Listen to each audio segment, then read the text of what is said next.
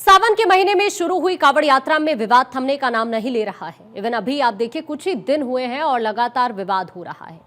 धार्मिक यात्राओं को लेकर जो बहस चल रही है उसमें कावड़ यात्रा और मुहर्रम के जुलूसों पर तीखी चर्चा भी हो रही है। कावड़ यात्रा पर विपक्ष के तमाम नेताओं की तरफ से स्टेटमेंट्स दिए जा रहे हैं, तो कहीं ना कहीं मुहर्रम पर विपक्षी नेताओं ने चुप्पी साधी हुई है। ऐसे में सवाल बहुत सारे हैं। सवाल यह है कि कावड़ यात्रा में उपद्रव करने पर कार्रवाई की वकालत करने वाले ये कैसे भूल जाते हैं कि कानून सभी के लिए बराबर है। एक देश में दो कानून आखिर कैसे चल सकते हैं, क्योंकि उपद्रव की घटनाएं मुहर्रम के जुलूस के दौरान भी देखी जाती रही हैं। लेकिन अब जैसे ही कावड़ यात्रा शुरू होती है और उसके बाद से ही, चाहे गाजियाबाद की आप बात कर लीजिए, कल प्रयागराज की तस्वीर आपने देखी कि किस तरह से नमाजी और कावड़िए भिड़ गए और वहां पर किस तरह के हालात बने। 7 लोग घायल हो गए, महिलाओं को भी बख्शा नहीं गया। अब इस तरह की घटनाएं हैं जो बहुत सारे सवाल उठाती हैं, क्योंकि जैसे यात्रा शुरू होती है, पिछली बार भी आपने देखा था, जैसे यात्रा शुरू हुई काफी ज्यादा विवाद हुआ और इस बार भी वैसी ही तस्वीर उत्तर प्रदेश से निकलकर सामने आती है। कुछ नेता तो वो भी हैं जो ये भी कह देते हैं कि कावड़ तो बेरोजगार लोग ही लेने जा रहे हैं। इस वक्त हमारे साथ कुछ खास मेहमान जुड़ रहे हैं, चर्चा करेंगे इसी विषय पर। इस वक्त रत्नाकर सिंह, नेता बीजेपी से हमारे साथ जुड़ चुके हैं। आदेश भारद्वाज है, नेता कांग्रेस से इस वक्त हमारे साथ। पूजा मिश्रा, प्रवक्ता है समाजवादी पार्टी की, इस वक्त हमारे साथ। रत्नाकर जी, आपसे शुरुआत करते हुए सर, हर बार क्यों ये विवाद होता है, क्यों इतनी दिक्कत लोगों को होती है? फिर वही एक तरफ आप सेक्युलरिज्म की बात करते हैं और दूसरी तरफ जैसे ही कावड़ यात्रा शुरू होती है लोगों को दिक्कतें शुरू हो जाती है होना। जी आकांक्षा जी, देखिए, कांवड़ यात्रा जो है वह एकता, समरसता और भक्ति का एक समागम है और लाखों श्रद्धालु जो है बाबा विश्वनाथ, बाबा बैद्यनाथ के लिए नंगे पैर और कांवड़ लेकर चलते हैं। और जब जब कोई भी हिंदू यात्राएं होती हैं, हिंदुओं के कोई आस्था से संबंधित कोई कार्यक्रम होता है, चाहे कुंभ का मेला हो जाए, चाहे कांवड़ यात्रा हो जाए, चाहे यात्राएं जो निकलती हैं, कुछ लोग जो है पार्टी विशेष वो उस पर राजनीतिक रोटियां सेकने का काम शुरू कर देते हैं। कुछ एक हुड़दंगियों के वीडियो फुटेज जो है निकाल करके और इतनी तेजी से वायरल करते हैं और हिंदुओं के आस्था को बदनाम करने का कार्यक्रम शुरू कर देते हैं, क्योंकि इनको वोट बैंक की करनी है राजनीति, और हिंदुओं को बदनाम करके, हिंदू आस्था को बदनाम करने की कोशिश करने में ये हिंदुओं को बांटने की कोशिश करते हैं। तो ये इनका एक प्रपंच जो है वह शुरू हो जाता है। हाँ। लेकिन मैं आपको बता दूं कि चाहे योगी जी की सरकार हो, चाहे बिहार की सरकार हो, 11 जुलाई से लेकर के 15 जुलाई तक 150 कांवड़ियों के ऊपर जो है केस दर्ज हुआ है। हाँ। तो हम जो है किसी को भी जो इस तरह का हुड़दंग या उपद्रव करता है उसके खिलाफ कार्रवाई करते हैं और हमने एक मानक, और ये बहुत जरूरी भी है, ये बहुत जरूरी भी है। गलत किसी के साथ भी नहीं होना चाहिए और गलत करना भी नहीं चाहिए। पूजा जी आपके पास आते हुए, मैं आपके पास रत्नाकर जी अभी वापस लौटूंगी, आपके पास आते हुए, बार बार इस तरह की घटनाएं होना और फिर ऐसे विषयों पर राजनीति होना कितना सही है आपके मुताबिक? पूजा जी। आकांक्षा जी, आपको नमस्कार। को नमस्कार। अभी जो है आपने अपनी शुरुआत में कहा कि जब जो है कावड़ यात्रा की बात चल रही है तो मुहर्रम की बात नहीं हो रही है, फिर कावड़ यात्रा चल रही है। जब मुहर्रम चल रहा था तो आप भी मुहर्रम पर डिबेट कर रही थी, अब कावड़ यात्रा चले तो कावड़ यात्रा पे बात की जाएगी ना। हाँ। परेशानी की बात यह है कि जब हमारे माननीय मुख्यमंत्री जो है लगातार 6-7 महीने से कह रहे थे कि 5 जोनों में डिवाइड किया जा रहा है, हाँ। डिप्लॉयमेंट ऑफ पुलिस रहेगा, उसके बाद में ये घटनाएं निकल करके आती हैं और हाँ। हमारे जो है माननीय मुख्यमंत्री उत्तर प्रदेश के कह रहे होते कि मीडिया ट्रायल चल रहा है, एक्सपोस्ट पेट्रोल चल रहा है। आप सोचिए कि जो एक्सपोस्ट को बैन करना कितना आसान सा काम है, उसको भी लेकर के स्टेटमेंट देना पड़ रहा है। जब मुख्यमंत्री जो है मंच पे जाके कह रहे हैं कि हमने लाठी चार्ज कराया, जब कांवड़ यात्रा चल रही है तो आपको वहां जाने की जरूरत क्या है, आवश्यकता क्यों पड़ी है? क्योंकि आपको पोलराइजेशन करना है, वरना यहाँ जरूरत नहीं थी। आप डिप्लॉयमेंट ऑफ पुलिस करते, जो इस तरीके के, आपको पता है उत्तराखंड में कानलेमी ऑपरेशन चल रहा है। कानलेमी कौन हो गया? राक्षस हो गया। मेरा सवाल वहाँ पे जो ऐसे लोग हैं जो उपद्रव मना रहे हैं, एक मेरा सवाल आपसे ये है, सीधा सा प्लीज आंसर करिएगा, जो कावड़ लेने श्रद्धालु जा रहे हैं क्या वो बेरोजगार है? एक सीधा सा सवाल आपसे। तो जो कावड़ लेने श्रद्धालु जो कावड़ लेने श्रद्धालु जा रहे हैं तो क्या उनसे की ट्रेनिंग लेने जा रहे हैं? नहीं, पहले आप मुझे इसका जवाब दीजिए। आप सीधा सा मुझे आंसर करिए क्या वो बेरोजगार है? बिल्कुल नहीं, बिल्कुल नहीं। आप ही की पार्टी के एक सांसद हैं जिन्होंने इस बात का भी जिक्र किया है ना। क्या उन्होंने यही कहा, हाँ, क्या बताइए? यही कहा कि जो है सारे कांवड़िया बेरोजगार, बेरोजगारी बढ़ी हुई है, इसलिए कांवड़ियों की संख्या। तो आप बेरोजगार उन्हें नहीं कहेंगे ना, फिर भी आप किसी की आस्था पर इस तरह से सवाल नहीं उठा सकते। रोजगार और बेरोजगारी का इसमें विषय पैदा ही नहीं होता है। पूजा जी, समझने की बात यही है कि इस तरह के विषयों पर राजनीति नहीं होनी चाहिए। हाँ, अभी आपने मुहर्रम को लेकर भी सवाल उठाया, फिर मैं आपसे ये भी तो सवाल करूंगी ना कि कब ऐसा होता है कि हिंदू धर्म के लोगों ने मुहर्रम पर लोगों पर हमला कर दिया हो? कब इस तरह के विवाद होते हैं? इसका आंसर है आपके पास? इसका आंसर है आपके पास? को लेकर के सवाल उठा रही हूँ, आप जबरदस्ती पहुंच रही कांवड़ में, जबरदस्ती पहुंच रही मुहर्रम में। फिर वही बात, आप अपना विषय रख रही हैं, मैं अपना विषय आपके सामने रख रही हूँ। रत्नाकर जी कुछ कहना चाह रहे हैं, जल्दी से आप अपनी बात रखिए। देखिए आकांक्षा जी, बात इनकी मानसिकता की है कि जब हिंदुओं का त्योहार आता है तब तक इस तरह की बातें करते हैं। जब कुंभ का मेला लगता है तो इनको चारों तरफ गंदगी दिखती है। जब कांवड़ यात्रा श्रद्धालु जब करते हैं, बैद्यनाथ के धाम जाते हैं तो इनको सब उपद्रवी और आतंकी नजर आते हैं। तो ये आप एक बार सुनिए, फिर आप अपना आंसर करिएगा। एक एक करके बात अगर आप रखेंगे तो मुझे लगता है चीजें ज्यादा अच्छे से कन्वे हो पाएंगी। पूजा जी, एक सेकेंड आप रुकिए, मैंने आपको पूरा मौका दिया है बोलने का। मैं आपके पास लौट रही हूँ, एक बार रत्नाकर जी आप अपनी बात रखिए।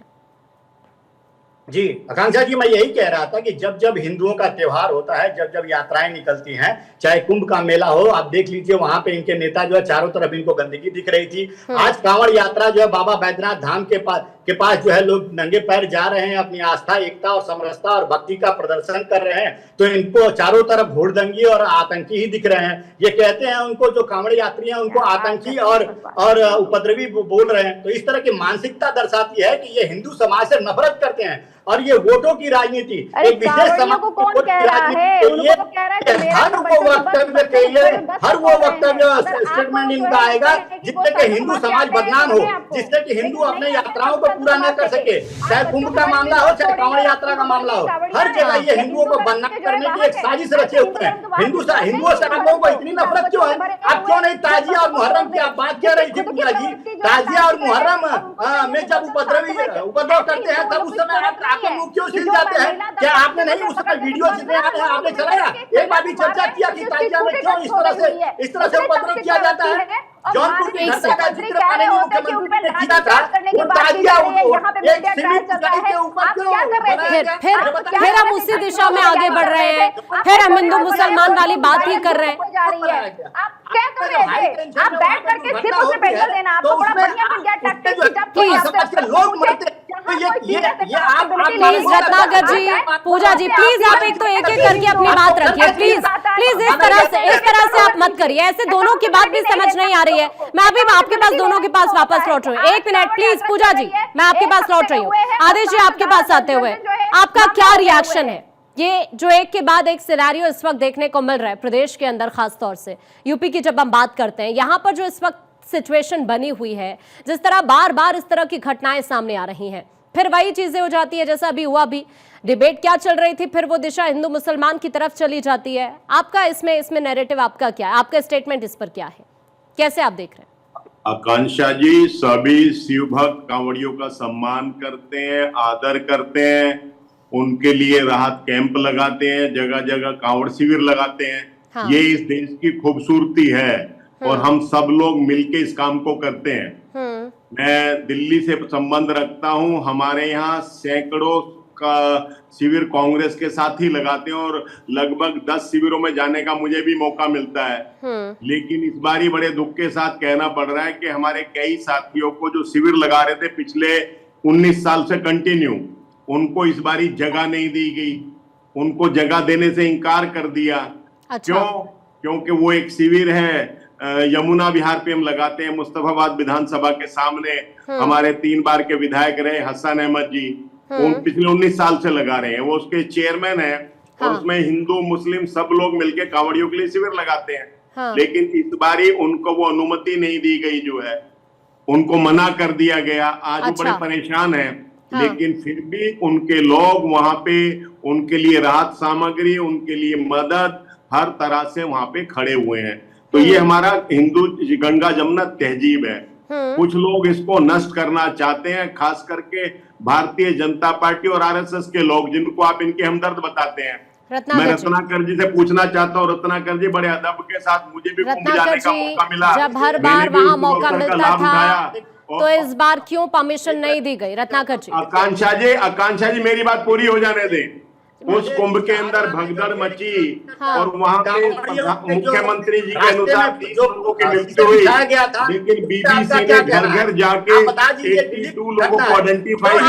आदेश जी, अब सवाल उठाए तो एक बार जल्दी से जवाब ले लेते हैं ना, एक बार जवाब ले लेते हैं जल्दी से। रत्नाकर जी आप जवाब दीजिए। सरकारी मदद है उनके परिवार को, बच्चों को। जी आकांक्षा जी, मैं आदेश जी से एक चीज पूछना चाहूंगा, ये मुझे बता दे कि अभी शहादरा। आदेश जी एक बार जवाब ले लेते हैं ना, एक बार जवाब ले लेते हैं। ऐसे एक तो आप सब लोग प्लीज मत बोलिए, ऐसे कुछ भी किसी की बात समझ नहीं आएगी। आदेश जी अभी आपने सवाल उठाया, अब एक बार जवाब ले लेते हैं, फिर आपके पास लौट रही हूँ। प्लीज रत्नाकर जी आप अपनी बात रखें। आदेश जी जो अभी कह रहे थे कि ये दिल्ली से आते हैं, मुझे बता दीजिए कि ये शिविर की बात कर रहे थे। अभी कुछ दिन पहले शहादरा की ही घटना है, वो भाजपा के विधायक ने वहां पे लोगों को पकड़ा जो कांवड़ यात्रियों के रास्ते में कांच के टुकड़े 1.5 किलोमीटर तक बिछाए हुए थे। आखिर में ये क्या दर्शाता है? ये यही दर्शाता है कि शिव भक्तों के ऊपर अगर कोई प्रताड़ित करने का काम करते हैं कुछ विशेष समाज के लोग, उसी तरह से कुछ विशेष पार्टी के लोग हिंदू समाज को बदनाम करने की, उनकी आस्था को बदनाम करने की, हिंदुओं के भावनाओं को आहत करने का ठेका लेकिन रत्नाकर जी एक चीज मैं भी आपको यहाँ पर क्लियर कर देती हूँ। जो शादरा वाला अभी आपने टॉपिक उठाया है, दरअसल ऐसा नहीं था कि वहां पर किसी ने उसको बिछाया था, ऐसा नहीं था। वो चीजें क्लियर हो गई थी, इवन दिल्ली सरकार की तरफ से इन्वेस्टिगेशन उस पर की गई थी। आदेश जी आप कुछ कहना चाह रहे थे, जल्दी से आप अपनी बात रखिए।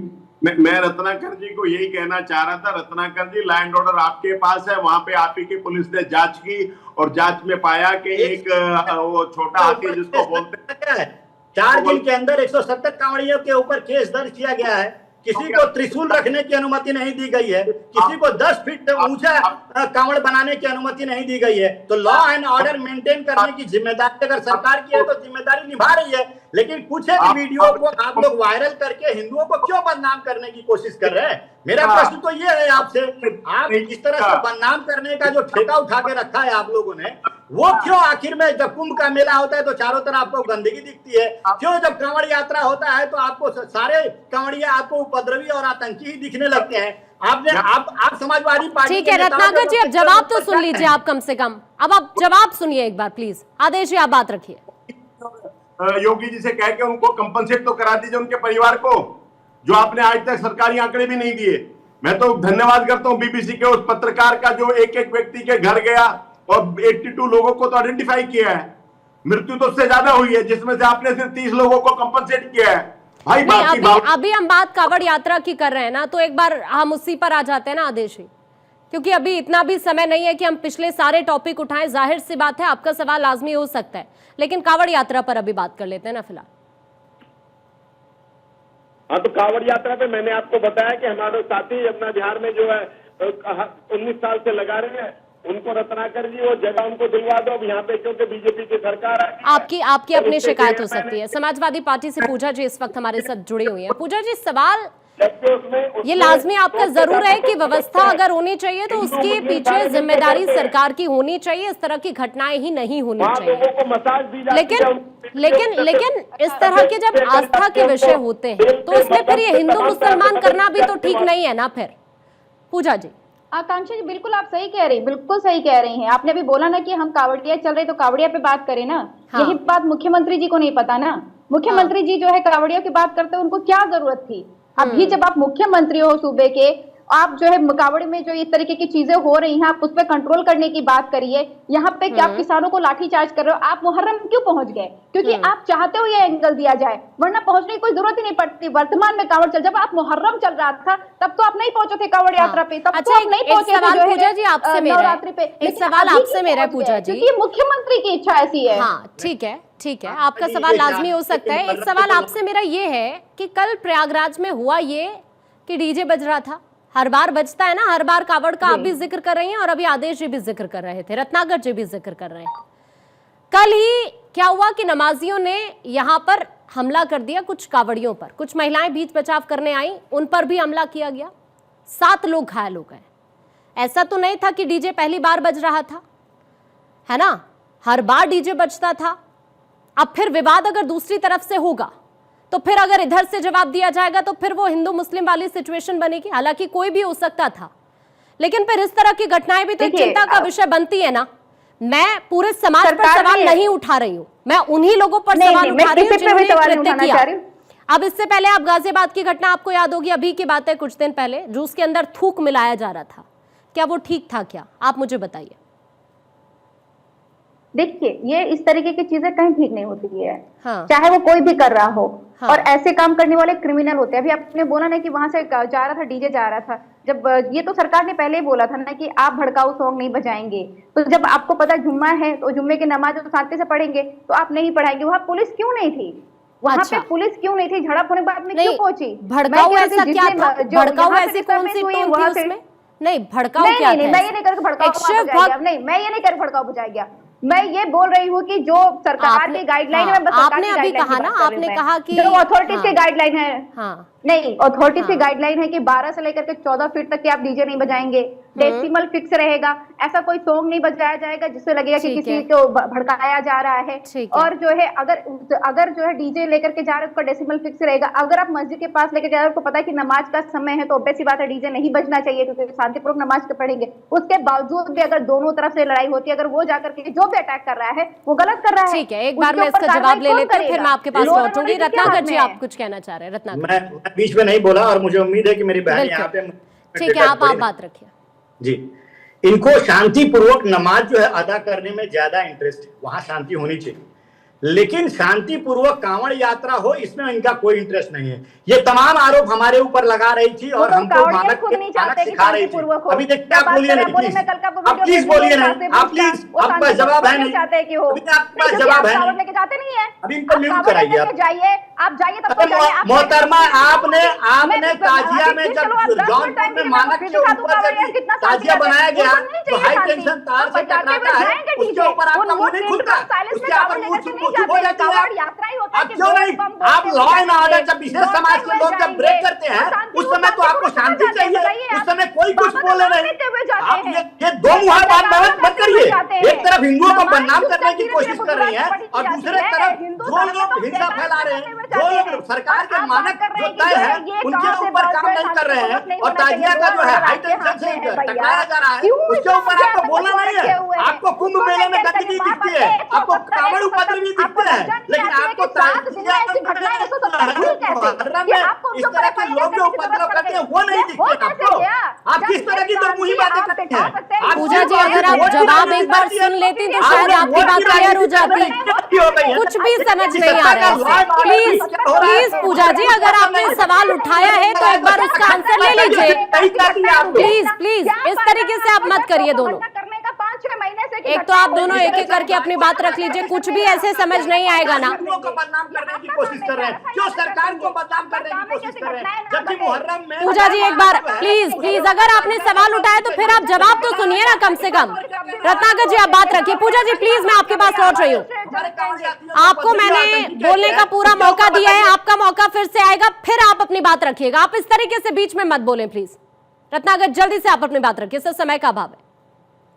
मैं आकांक्षा जी यही कह रहा था कि ये विशेष समाज को संरक्षित करने का कार्यक्रम क्यों उठा के रखे हैं। भाई, अगर आप गंगा जमुनी तहजीब की बात करते हैं तो ताजिया में जब मुहर्रम में ताजिया का मानक ऊंचाई से ऊपर आप लोगों ने क्यों बनाया? प्लीज प्लीज, मैं आपके पास लौट रही हूँ। पूजा जी, आप ऐसे एक तो बीच में बिल्कुल ना बोले। मैं आपके पास लौट रही हूँ। अभी आपको मैंने पूरा का पूरा मौका दिया था बोलने का। रुक जाइए, पहले आप बात सुन लीजिए, मैं आपके पास आ रही हूँ वापस। रत्नाकर, जल्दी से आप बात रखिए प्लीज। देखिए, ये विशेष समाज को संरक्षित इसलिए कर रहे हैं क्योंकि ये हिंदू समाज को बदनाम करने का कार्यक्रम इनका अनवरत चालू है। ठीक है पूजा जी, एक सवाल मेरा आपसे ये है, मुहर्रम के जुलूस में क्या इस तरह की घटनाएं होती हैं क्या? फिर आप वही बात कर रही हैं। प्लीज, मैं बिल्कुल बात करूंगी क्योंकि आपने बात करिए तो फिर आप ढंग से अपनी बात रखिए ना। आप इस तरीके से वहां पे भी नहीं सुन रही हैं, अपनी भी बात नहीं रख पा रही है ठीक से, क्योंकि आपको तुष्टीकरण करना है। तुष्टीकरण करना, इनको तुष्टीकरण के अच्छा लगता है। आप बात करिए ना। नहीं, मुहर्रम में जो उपद्रव होता है, मुहर्रम में जो लोग तलवारें निकाल करके और उपद्रव करते थे, उनके ऊपर आपका कोई वक्तव्य नहीं है। चल रहा वो है, वीडियो आपने नहीं देखा कि किस तरह से लोगों को प्रताड़ित किया जाता है वहाँ पे, किस तरह से बहन बेटियों का घर से निकलना मुश्किल हो जाता है। वो उसके ऊपर आपका कोई वक्तव्य नहीं है। आपको सारे कांवड़िया आज आतंकी दिख रहे हैं, सारे हिंदू समाज जो है आतंकी दिख रहे हैं आपको। सिर्फ विशेष समाज को क्यों संरक्षित करने का आप काम करती है? क्यों ऐसा राजनीति? ये राजनीति नहीं चलेगी। समाज ने इसीलिए आपको दरकिनार कर दिया है। हम सबका साथ और सबका विकास में विश्वास रखते हैं और सबके साथ में विश्वास रखते हैं। यही प्रॉब्लम है कि इसी तरह की बहस की वजह से जो असल मुद्दे हैं उनसे हम भटक जाते हैं। यही प्रॉब्लम है सबसे बड़ी कि ना तो पूजा जी आप सुनने के लिए तैयार है, ना रत्नाकर जी आप सुनने के लिए तैयार है। सबको बात रखनी है लेकिन आधी बात फिर वही हो जाता है कि रह जाती है। इसी वजह से अभी के लिए आप तीनों को बहुत बहुत शुक्रिया, समय का अभाव है और इसीलिए चूंकि देखिए सबसे बड़ा सवाल इस वक्त यही बना हुआ है कि आखिरकार कब तक हम इन्हीं सब चीजों में उलझे रहेंगे। और हर बार ऐसा होता है कि जब भी कांवड़ यात्रा शुरू होती है इसी तरह के विवाद होते हैं और फिर बात रह जाती है हिंदू और मुसलमान के बीच में।